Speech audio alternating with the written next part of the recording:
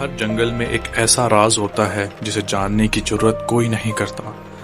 وہاں ایک جادوئی جھولا ہے جو ہر بچے کو اپنی طرف بلاتا ہے، لیکن اس جادو کی قیمت کیا آپ چکانے کے لیے تیار ہیں؟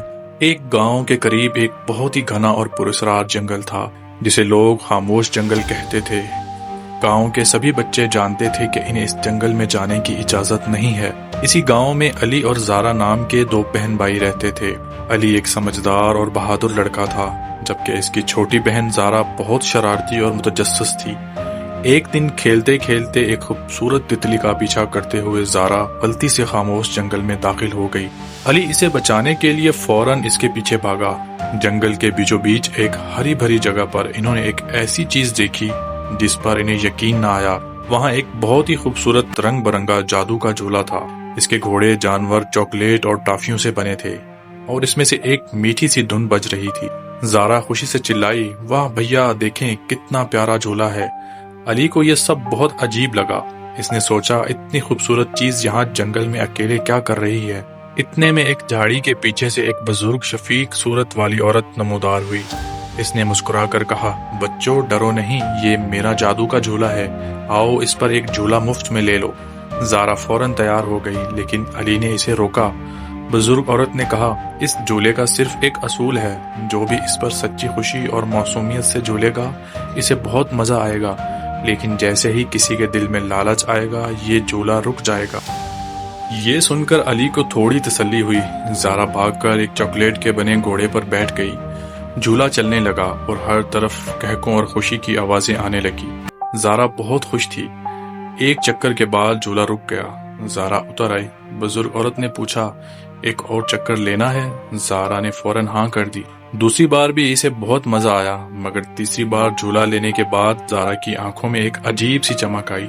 اس نے ضد کی، نہیں میں نہیں اتروں گی، یہ میرا جھولا ہے، میں اس پر اور جھولوں گی۔ جیسے ہی زارا کے دل میں لالچ آیا، جھولے کی میٹھی دھن ایک خوفناک اور بھیانک آواز میں بدل گئی۔ چاکلیٹ کے بنے گھوڑوں کی آنکھیں سرخ چمکنے لگی، اور زارا کو محسوس ہوا کہ اس کا جسم اکڑ رہا ہے، جیسے وہ لکڑی کی گڑیا بن رہی ہو۔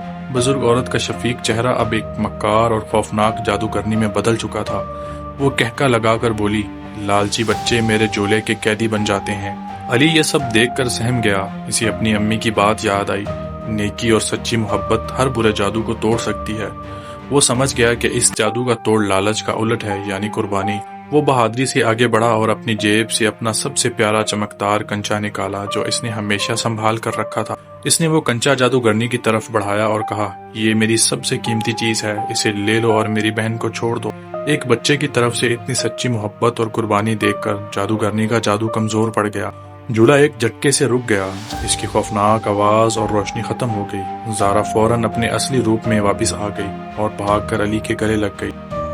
جادوگرنی غصے سے چیختی رہ گئی اور جھولے سمیت ایک کالے دھوئیں میں غائب ہو گئی۔ علی اور زارا نے ایک دوسرے کا ہاتھ پکڑا اور بھاگتے ہوئے جنگل سے باہر نکل آئے۔ اس دن انہوں نے سیکھا کہ لالچ ایک بہت بری بلا ہے اور سچی محبت اور قربانی دنیا کا سب سے بڑا جادو ہے۔